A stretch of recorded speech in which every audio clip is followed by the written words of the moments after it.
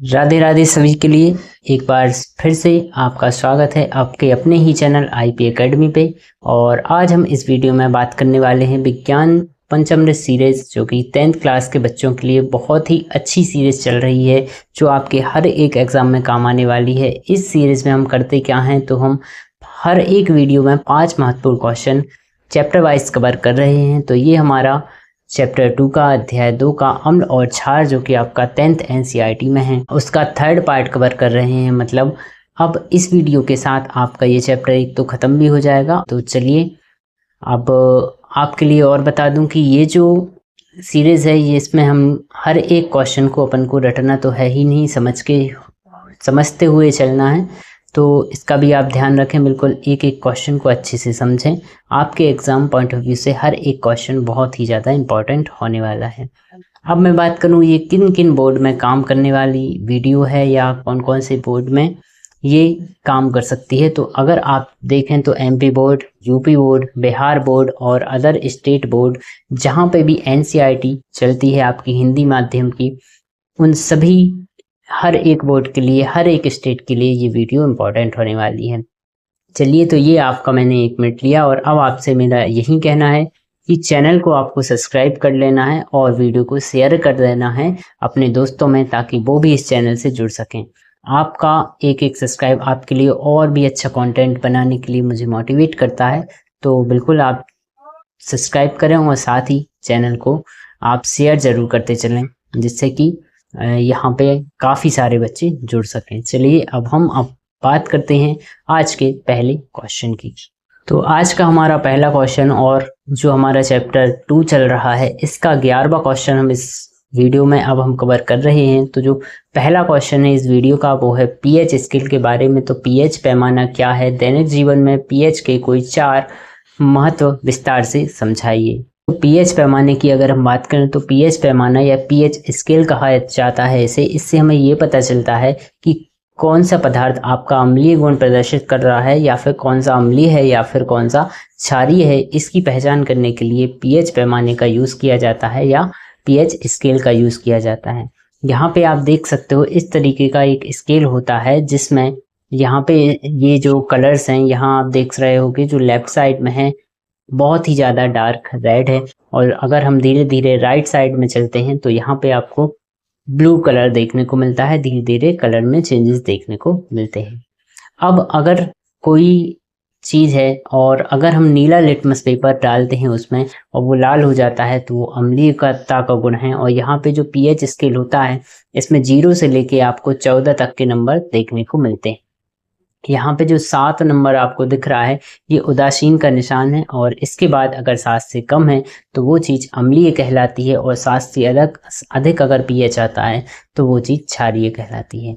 इतना आपको क्लियर है। अब हमें बात करनी है कि दैनिक जीवन में पीएच के क्या महत्व हो सकते हैं।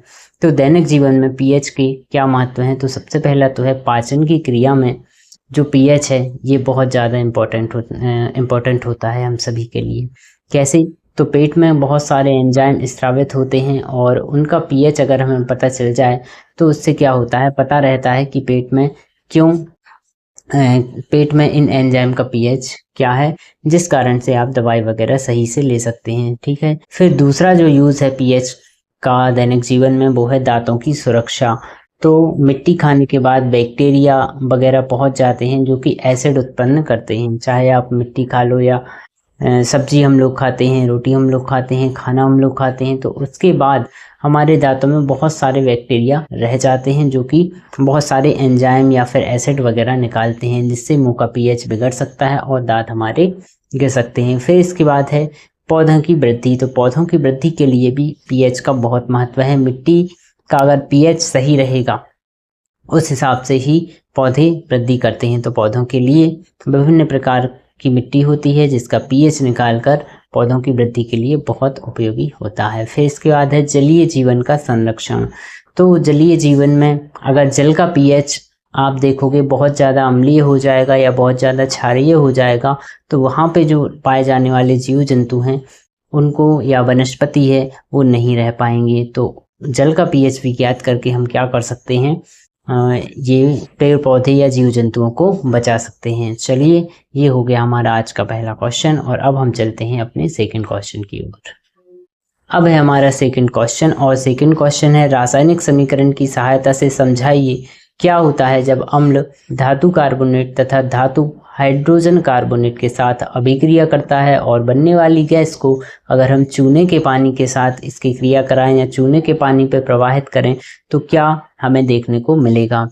तो यहाँ पे सबसे पहले तो अम्ल जब धातु कार्बोनेट या धातु हाइड्रोजन कार्बोनेट के साथ अभिक्रिया करते हैं तो वे संबंधित लवण बनाते हैं, जल बनाते हैं और साथ में कार्बन डाइऑक्साइड गैस बनती है।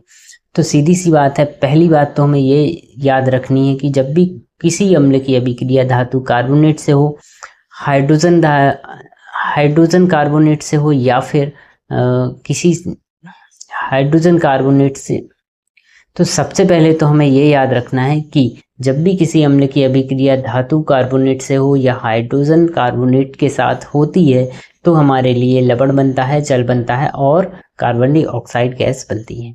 अब यहाँ पे 3 अभिक्रियाएं क्रमशः लिखी गई हैं। जैसे कि पहली अभिक्रिया जो है वो है धातु कार्बोनेट के साथ।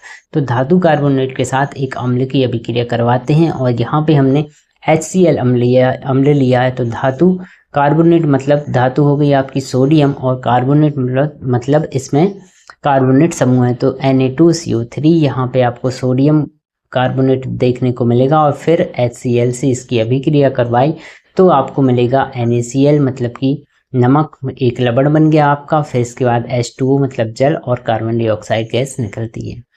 दूसरी अभिक्रिया है धातु हाइड्रोजन कार्बोनेट के साथ। तो धातु हाइड्रोजन कार्बोनेट के साथ अगर अभिक्रिया आप देखते हो तो सोडियम हाइड्रोजन कार्बोनेट हमने लिया और HCl से इसकी अभिक्रिया करवाई तो वही एक लवण बना मतलब NaCl बना, साथ में H2O मतलब जल बना और कार्बन डाइऑक्साइड मतलब की गैस बनी।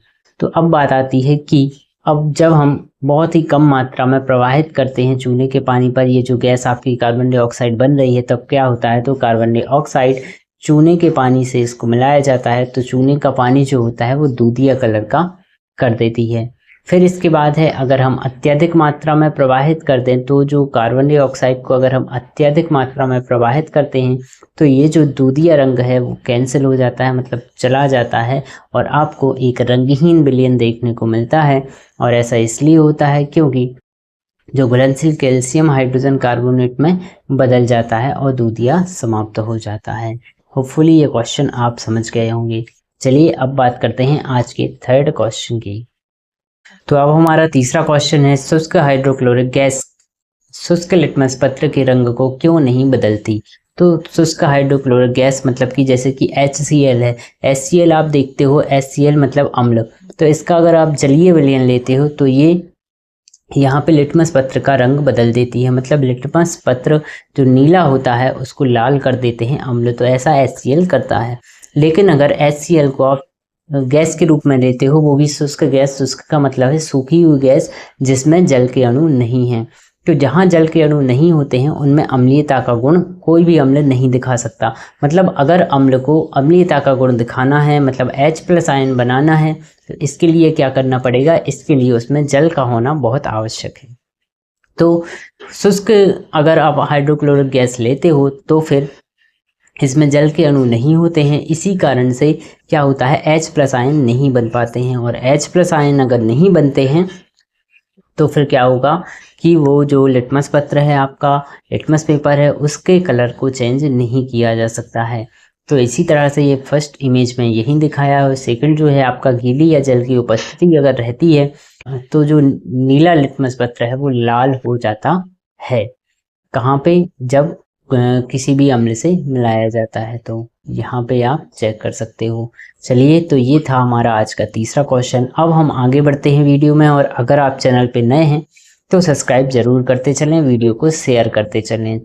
चलो तो फिर अब हम चलते हैं आगे, और अब है हमारा क्वेश्चन नंबर 4 इस वीडियो का। और क्वेश्चन नंबर 4 हमसे कह रहा है कि कोई किसान खेत की मृदा की किस परिस्थिति में बिना भुजा चूना कैल्शियम ऑक्साइड, भुजा हुआ चूना कैल्शियम हाइड्रोक्साइड या चौक का उपयोग करेगा। तो यहाँ पे हम आगे बढ़ते हैं। यदि खेत की मृदा अम्लीय है तो वह खेती योग्य नहीं होती। खेत में अम्लीयता को कम करने के लिए उसमें क्षार मिलाया जाता है। यहाँ किसान बिना बुझा चूना, कैल्शियम ऑक्साइड, बुझा हुआ चूना, कैल्शियम हाइड्रोक्साइड या चौक कैल्शियम कार्बोनेट का उपयोग कर रहा है, अर्थात उसके खेत में मृदा अम्लीय होनी चाहिए। चलिए अब हम बढ़ते हैं अपने आज के अंतिम क्वेश्चन की ओर, और अब हमारा है आखिरी क्वेश्चन, और ये इस चैप्टर का भी लास्ट क्वेश्चन आपके लिए करवाया जा रहा है, और इसी के साथ ये चैप्टर भी हमारा एंड हो जाएगा। तो अब जो हमारा क्वेश्चन है बहुत ज़्यादा इम्पोर्टेंट आपके लिए, प्लास्टर ऑफ पेरिस की जल के साथ अभिक्रिया अगर करवाती हैं तो इसका आप समीकरण लिखिए। 2 नंबर का बहुत ही अच्छा क्वेश्चन है जो कई बार पूछा भी गया है, और इस बार फिर से ये आपके क्वेश्चन पेपर में देखने जरूर मिलेगा। तो प्लास्टर ऑफ पेरिस, सबसे पहले तो इसका फॉर्मूला आप याद करें, कई बार लिख के देखें कि बिल्कुल गलती नहीं होना चाहिए। वो होता है आपका CaSO4 इंटू 1/2 या हाफ H2O इसको कहा जाता है। जल के साथ अभिक्रिया करते हैं तो जिप्सम बनता है, और जहाँ पे क्या होता है CaSO4 इंटू 2H2O बन जाता है। तो प्लास्टर ऑफ पेरिस, इसका ये पूरा रासायनिक समीकरण भी आप देख सकते हो। ये आपको बहुत ही अच्छे से कम 3 से 4 बार लिख के आप इसको याद ज़रूर करें। चलिए तो अब हम मिलते हैं अपने अगले वीडियो में, और तब तक के लिए आप सभी के लिए राधे राधे, और वीडियो को शेयर कर देना, चैनल को सब्सक्राइब कर लीजिए।